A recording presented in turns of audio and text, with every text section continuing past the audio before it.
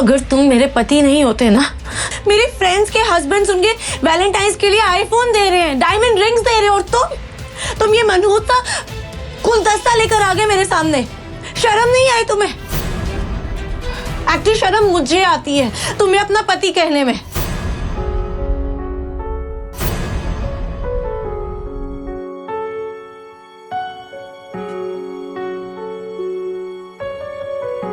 अनिका ने अपने पापा के कहने पर नक्श से शादी तो कर ली थी, मगर जब उसे पता चला कि उसका पति कोई अमीर बिजनेसमैन नहीं बल्कि झोपड़पट्टी में रहने वाला एक गरीब लड़का है, तो उसकी आंखें फटी की फटी रह गई।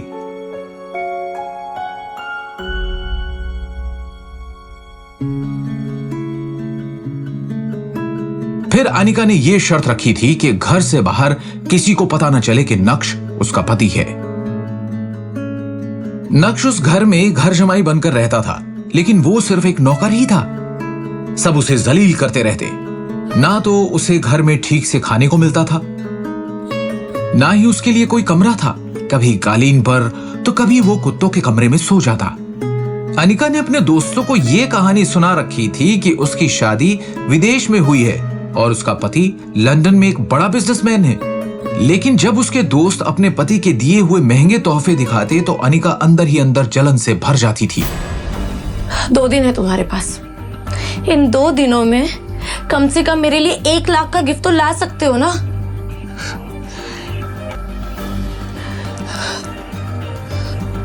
अनिका, लेकिन मैं इतना महंगा गिफ्ट कैसे दूंगा? मैं तो इतने पैसे भी नहीं कमाता। मैंने लाइफ में इतने पैसे नहीं देखे। तो ये सब चीजें तुम्हें मुझसे शादी करने से पहले सोचनी चाहिए थी। किस तरह के मर्द हो तुम जो अपनी वाइफ की डिमांड ही पूरी नहीं कर सकता? 2 दिन बाद वैलेंटाइन के दिन नक्श अनिका के पास आया और उसे एक गिफ्ट बॉक्स दिया। अनिका ने बुरा सा मुंह बनाकर उस डब्बे को खोला और जैसे ही उसके अंदर का गिफ्ट देखा उसके होश उड़ गए।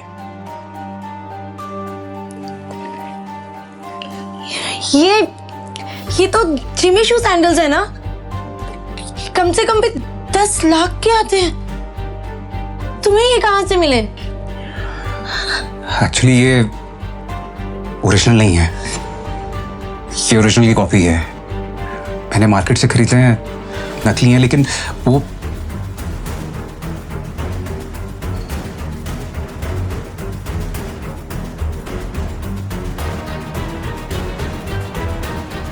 अनिका ने बुरा सा मुंह बनाकर उन सैंडल्स को अपने कमरे में रख दिया। लेकिन सैंडल्स की क्वालिटी देखकर अनिका को नक्श पर थोड़ा शक हुआ, क्योंकि वो सैंडल्स एकदम ओरिजिनल लग रहे थे।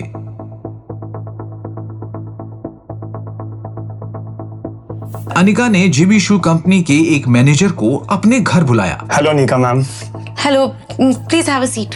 बताइए, मैं आपकी कैसे मदद कर सकता हूँ? एक्चुअली मुझे आपके ब्रांड के इस मॉडल के बारे में पूछना है।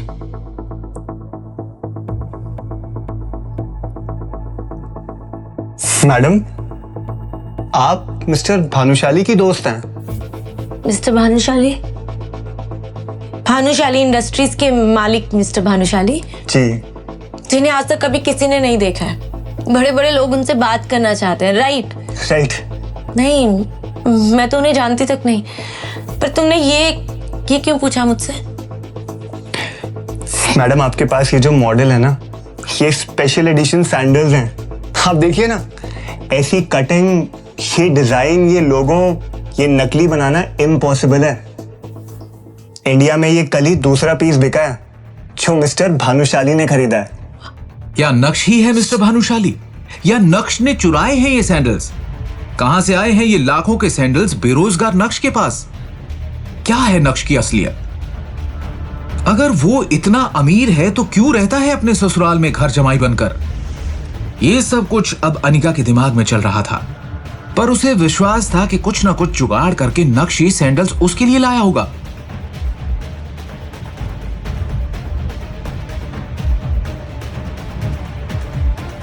नक्श! नक्श! मम्मी, ये नक्श कहाँ है? कब से ढूंढ रही हूँ उसे। एक तो जब इस आदमी से काम होता है ना, तभी गायब हो जाता है। मैंने सोचा था उसे अपने साथ ऑफिस लेके जाऊंगी, लेकिन नहीं, महाशय घर पे ही नहीं है। नक्श, अनिका, कहाँ थे तुम? वो मैं सब ये सब्जी लाना, घर का झाड़ू पोछा करना, इसके अलावा भी और काम है दुनिया में। चल लेके देखो, मैं तुम्हें आखिरी मौका दे रही हूँ, चुपचाप मेरे साथ ऑफिस चलो और वहां चल के काम करना शुरू करो। घर पे बैठे बैठे कामचोर हो गया हो तुम। अब रखो इसे, चलो मेरे साथ, मैं लेट हो रही हूँ।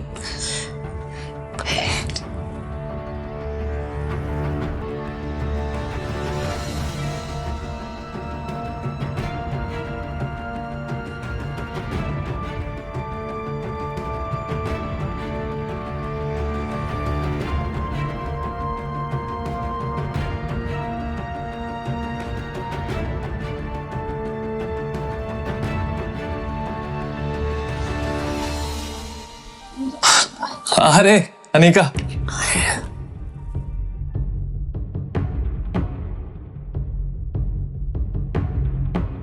तुम्हें पता है ना, तुम्हारे इंतजार में मुझे 1 मिनट भी 1 घंटा लगता है। कहाँ रह गई थी तुम? I am so sorry Vihan, I know मैं थोड़ा लेट हो गई हूँ, लेकिन क्या करूँ, कुछ लोगों की वजह से घर से निकलने में टाइम लग गया। कोई बात नहीं। ये देखो अनिका, ये मैं तुम्हारे लिए भव्य साची का लहंगा लेकर आया हूं। देखो, ये वही लहंगा है जो दीपिका ने अपनी शादी में पहना था। अच्छा, वो तुम एक फ्रेंड की शादी में जाने वाली हो ना? हाँ, तो बस यही पहन कर जाना। सी, वाह,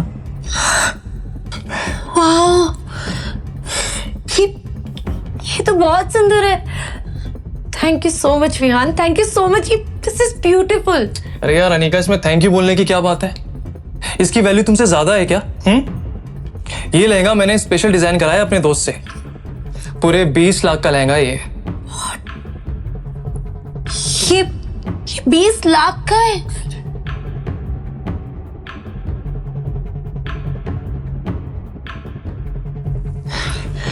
You know what? मैं भी अपने लिए यही लहंगा लेने वाली थी। अब तुम देखना, शादी में सिर्फ मेरे ही चर्चे होंगे कि अनिका ने भव्य साची का लहंगा पहना था, बिल्कुल सेलिब्रिटीज की तरह। बिल्कुल सही बात। और वैसे भी तुम किसी सेलिब्रिटी से कम थोड़ी ना हो।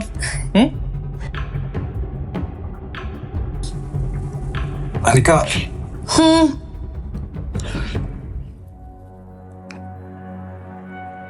ये ओरिजिनल नहीं है, फेक है। असली लहंगे का कॉपी है। क्या बकवास कर रहे हो तुम? हाँ, वैसे तुम्हें देख के लगता है कि तुम्हारी औकात एक शर्ट खरीदने की भी नहीं है। कभी भव्य साची का नाम सुना है? जो तुम बोल रहे हो कि ये लहंगा नकली है। अनिका, असली लहंगे में सिल से काम हुआ है। और इसका फैब्रिक देख रही हो कितना हल्का है, डिजाइन भी अलग है। और ये देखो, भव्य साची, इसमें बी कैपिटल में है, लेकिन ओरिजिनल में बी स्मॉल लेटर में है। ऐसे लहंगे मार्केट में 5-5 हजार के मिलते हैं। अनिका ने जब ध्यान से देखा तो वो सच में नकली लहंगा निकला, और ये देखकर विहान भी चुप हो गया और अपनी सफाई में कहने लगा। हाँ, मुझे लगता है कि मेरे दोस्त ने मुझसे झूठ बोला है। अनिका, मैं उसको छोड़ूंगा नहीं। मैंने तुम्हारे लिए ओरिजिनल भव्य साची का लहंगा मंगवाया था, पर पता नहीं ये सब कैसे हो गया। मतलब मैं तुम्हें नकली लहंगा क्यों दूंगा यार? ट्रस्ट मी यार, मैंने ऐसा कुछ नहीं किया है। अच्छा, वो मुझे थोड़ा काम है तो मैं आता हूं अभी।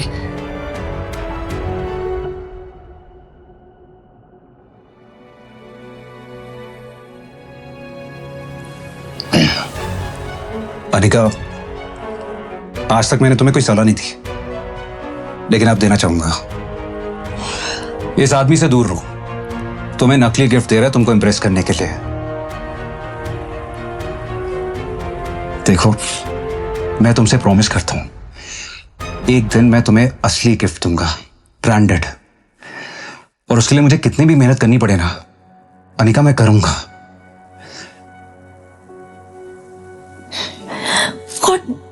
तुम्हारी हिम्मत कैसे हुई? You know what? गलती मेरी ही है कि मैं तुम्हें अपने साथ यहाँ ले आई। तुम प्लीज जाओ यहाँ से, निकलो। ठीक है। अपने दिल की बात अनिका के सामने रखने के बाद नक्श ने अनिका के जवाब का इंतजार भी नहीं किया और उसके कैबिन से बाहर निकल गया।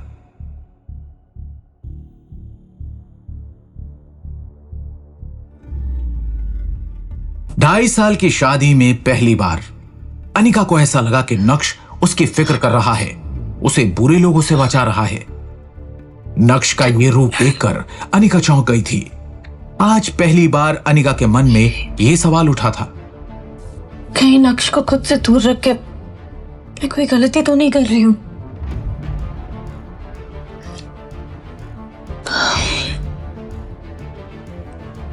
गौर, ये सब क्या सोच रही हूं मैं? विहान मेरा बिजनेस पार्टनर है, अमीर है, सक्सेसफुल है, बिजनेसमैन है, और सबसे बड़ी बात, हमारी कंपनी में शेयर होल्डर है। नक्श की इस हरकत के बाद अगर उसने बैकआउट कर दिया तो नहीं, बिल्कुल भी नहीं। नक्श की वजह से मैं अपनी सालों की मेहनत बर्बाद नहीं होने दूंगी। मुझे नक्श की नहीं, विहान की जरूरत है। ऐसा सोचकर अनिका को नक्श पर और गुस्सा आने लगा।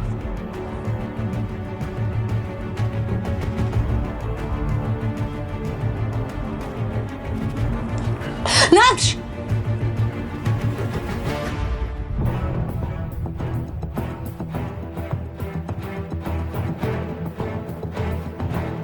तुम्हारी हिम्मत कैसे हुई मुझे कोई सलाह देने की?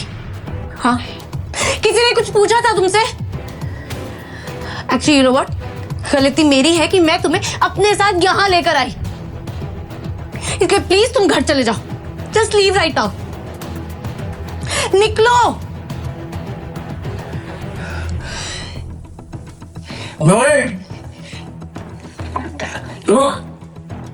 कहाँ जा रहा है?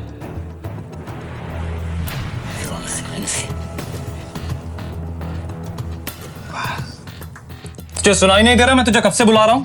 हाँ, बहरा हो गया है?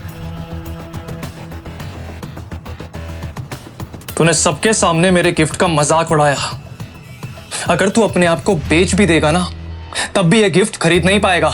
नक्श भी सबके सामने हंगामा करने के मूड में नहीं था, लेकिन जब कोई आपकी खामोशी का फायदा उठाने लगता है तो बोलना जरूरी हो जाता है। और दूसरी बात, तुझे तेरी औकात के बारे में पता होना चाहिए। तू साला गरीब घर जमाई मुझसे सामान उड़ाएगा। पहली बात, जो तेरे साइड में खड़ी हुई है ना, वो मेरी बीवी है, उससे दूर रहे, समझा तू? पर हाँ,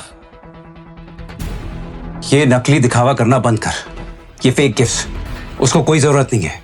उसको जो चाहिए होगा उसका पति दिलवा देगा।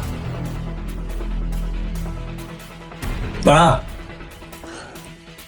तीसरी बात, जब औकात ना होना तो चुप रहना चाहिए, समझा तू?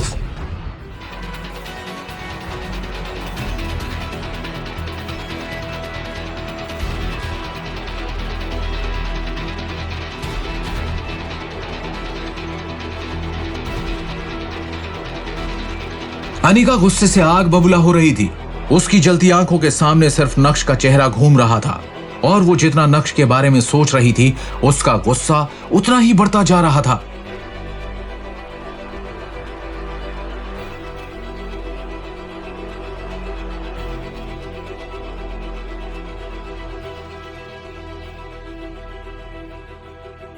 जी, मैं आपकी कॉल की वेट कर रहा था।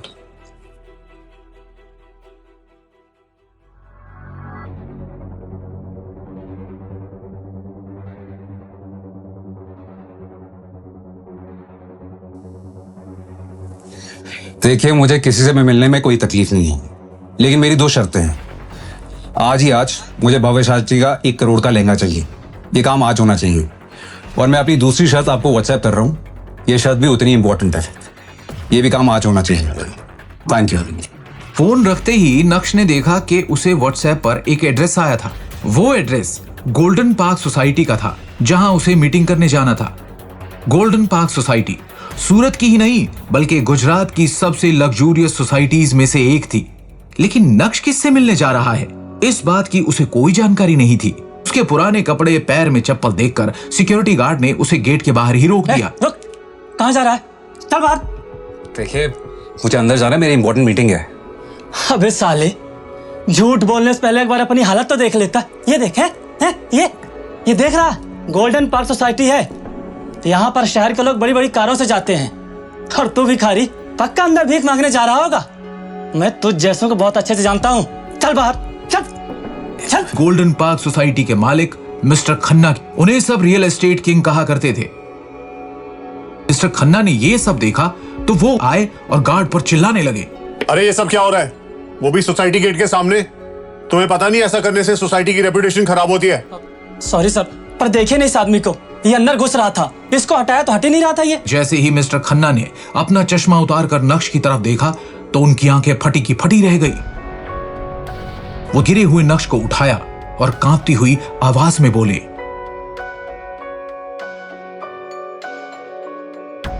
सर मुझे पता होता आप आए तो मैं खुद आपको रिसीव करने आता। बेवकूफ, जानता नहीं सर कौन है? सर के सामने मेरी इज्जत खराब करवा दी। मैं तुझे अभी नौकरी से निकालता हूं। अरे खन्ना साहब, इसको नौकरी से निकालने की कोई जरूरत नहीं है। अब जिस हालत में मैं हूं तो कोई भी मुझे भिखारी सोचेगा। सर आपकी ऐसी हालत, आपसे मैं 4 साल पहले मिला था तो आप कुछ और अब कुछ और। खन्ना साहब, जो हुआ वो मैं आपको अभी बता नहीं सकता, लेकिन बहुत जल्दी वक्त बदलने वाला है। मुझे अंदर एक मीटिंग के लिए जाना है, मैं आपसे बाद में मिलता हूँ। Thank you.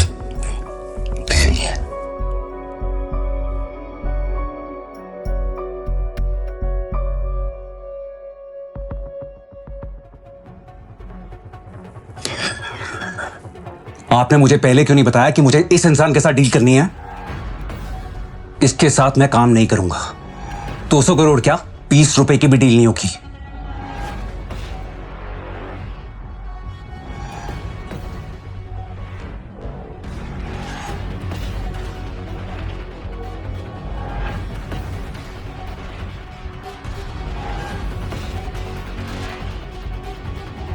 कौन था ये इंसान? क्या नक्श सच में गरीब है? तो कैसे वो 200 करोड़ रुपए की डील कर रहा है? और अगर नक्श अमीर है तो क्यों वो रह रहा है गरीबों की तरह अपने ही ससुराल में? क्या होगा जब अनिका को पता चलेगी नक्श की हकीकत? क्यों हुई नक्श की शादी अनिका के साथ? मिलेंगे इनसे भी कई मजेदार सवालों के जवाब। ये जानने के लिए देखिए अगला एपिसोड सिर्फ पॉकेट एफएम के यूट्यूब चैनल पर, और इंस्टा एम्पायर के सारे एपिसोड्स को सुनने के लिए डिस्क्रिप्शन में दी गई लिंक से डाउनलोड कीजिए पॉकेट एफएम ऐप।